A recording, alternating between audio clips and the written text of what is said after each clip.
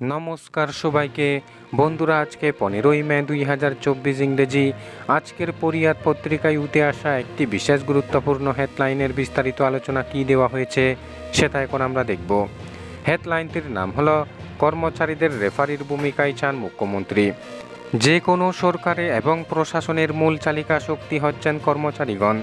কর্মচারীদের মাধ্যমেই যে কোনো সরকার জনগণের কল্যাণে যাবতীয় কর্মসূচি বাস্তবায়ন করে। সরকার এবং মন্ত্রিসভা সিদ্ধান্ত গ্রহণ করে সেই সিদ্ধান্ত জনগণের কাছে পৌঁছে দিয়ে সরকারি সিদ্ধান্ত বাস্তবায়নের মূল দায়িত্ব হচ্ছে সরকারি কর্মচারীদের। এই ক্ষেত্রে কর্মচারীদের গুরুত্ব অপরিসীম। কর্মচারী ছাড়া সরকার ও প্রশাসন অচল। এক চুলো নড়ার ক্ষমতা নেই রাজ্য প্রশাসনের।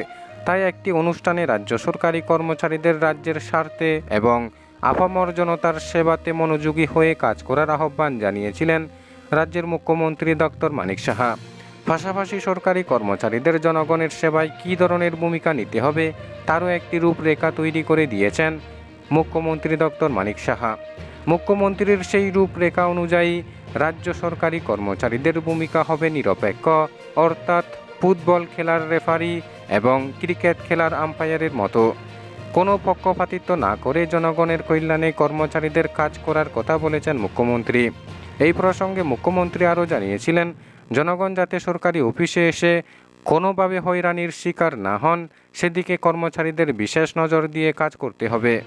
সময়ের কাজ সময়ে শেষ করতে হবে। টেবিলে ফাইল জমে থাকা চলবে না।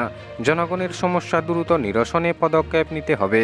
এমন আরও বেশ কিছু উপদেশ পরামর্শ দিয়েছেন কর্মচারীদের উদ্দেশ্য করে মুখ্যমন্ত্রী ডক্টর মানিক সাহা। এখন প্রশ্ন হচ্ছে, কর্মচারীদের সময়ের কাজ সময়ের মধ্যে শেষ করার জন্য মুখ্যমন্ত্রীর উপদেশ না হয় মানা গেল, কিন্তু কর্মচারীদের রেফারি এবং আম্পায়ারের মতো নিরপেক্ষ ভূমিকা নিয়ে কাজ করা কি আদৌ সম্ভব, নাকি এটি শুধু কথার কথা? মুখ্যমন্ত্রী ডক্টর মানিক সাহা একটি সরকারি অনুষ্ঠানে গিয়ে এই ধরনের কথা বলতে হয় বলে বললেন, সেটা কি সমর্থনযোগ্য? কেননা এই কর্মচারীরাই সরকারের যাবতীয় কল্যাণমুখী কাজ বাস্তবায়নে যেমন মুখ্য ভূমিকা পালন করেন, তেমনি সরকারের রাজনৈতিক স্বার্থ চরিতার্থ করার যাবতীয় কর্ম অপকর্ম সবই এই কর্মচারীরাই বিশ্বস্ত সৈনিকের মতো পালন করেন। আরও স্পষ্ট করে বললে, একেবারে দলের বিশ্বস্ত এবং একনিষ্ঠ কেদার বা কার্যকর্তার মতো ভূমিকা পালন করতে হয় রাজ্যের সরকারি কর্মচারীদের। কর্মচারীরাও রাজনৈতিকভাবে সরকারের বিরুদ্ধ পক্ষের সমর্থক হলেও বেশিরভাগ সময় নিজেদের স্বার্থে এবং অর্থনৈতিক লাভালাভের কারণে সেই ভূমিকায় অবতীর্ণ হন।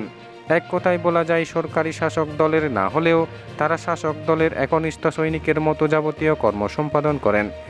ফলে কর্মচারীদের রেফারি এবং আম্পায়ারের মতো নিরপেক্ষ হয়ে সব ধরনের কাজ করার মুখ্যমন্ত্রীর উপদেশ কতটা যুক্তিসঙ্গত, এই প্রশ্ন উঠবেই, সেটা কেউ অস্বীকার করতে পারবে না। বন্ধুরা, খবর আপাতত এই পর্যন্ত। বন্ধুরা, ভিডিওটি ভালো লাগলে লাইক, শেয়ার, সাবস্ক্রাইব করে আমাদের সঙ্গে থাকুন। ধন্যবাদ সবাইকে ভিডিওটি দেখার জন্য।